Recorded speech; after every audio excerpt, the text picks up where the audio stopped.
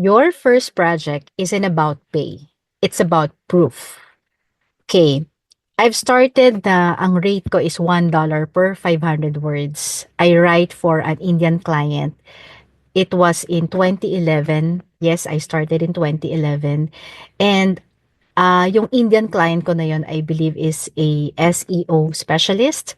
That's why, yun pa yung era or yung generation na kailangan mong i-flood yung isang website ng maraming-maraming articles. Tapos, yung mga brand kailangan ng maraming articles so that they can submit to article directory. So, talagang bulk yung articles that they need. So, I accepted a $1 per 500 words na rate back then. Then after a year, doon ako nag-decide to get another client na $2 per 500 words naman. So, nag-ipon lang ako muna ng nag-ipon ng experience. Hinasa ko muna yung sarili ko. Sinanay ko na muna yung sarili ko, hinasa ko, in-improve ko, so that ito yung naging daan ko para makakuha ng mas higher rate projects or mas premium na client. And you know what? After getting the new client with the higher rate, yung first client ko wherein I have $1 per 500 words, in-increase niya into $1.5 per 500 words. And since yun nga yung offer ko at nagustuhan niya yung work ko, in-outsource niya lahat ng article writing projects niya. And with that, nakagawa ako ng team ko of writers. So, hindi ko talaga alam na mag-grow o magpo-progress ng ganun yung article writing gig or article writing na projects or contracts ko.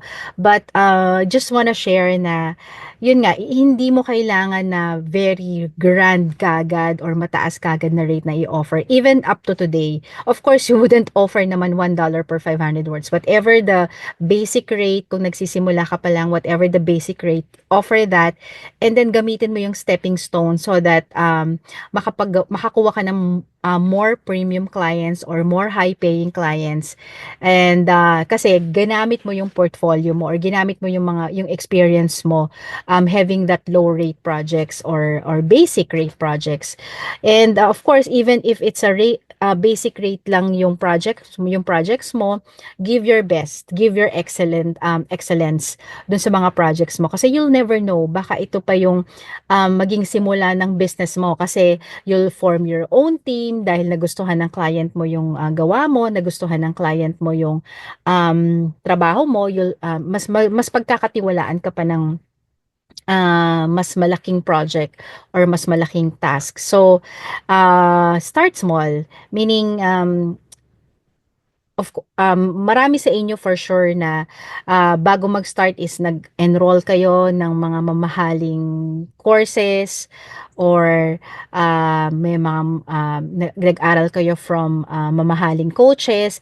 Well, it's okay. It's good kasi it's skill eh. Kailangan talagang aralin yan. But for a start, ako based on my experience lang, I won't force you. But based on my experience, you could start with low rate projects or basic rate projects and then eventually just evolve, improve, increase your rate hanggang sa maging empire ka na, hanggang sa maging business ka na.